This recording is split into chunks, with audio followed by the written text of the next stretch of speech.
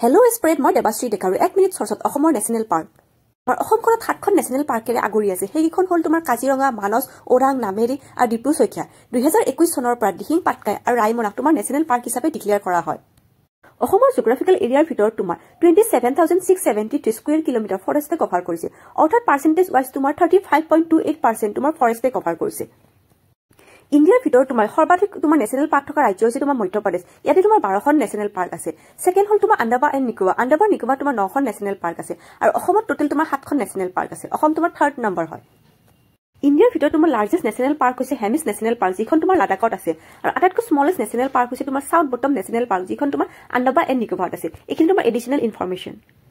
কাজিৰঙাখন হৈছে আটাইতকৈ পুৰণি নেশ্যনেল পাৰ্ক যিখন তোমাৰ নগাঁও কাৰ্বি আংলং আৰু এই গোলাঘাট এই অঞ্চলটোত তোমাৰ বিস্তৃত হৈ আছে সেকেন্ডখন হল মানসখন তোমাৰ বৰপেটা বাক্সা আৰু চিৰাং এই ঠাইখিনিত তোমাৰ বিস্তৃত হৈ আছে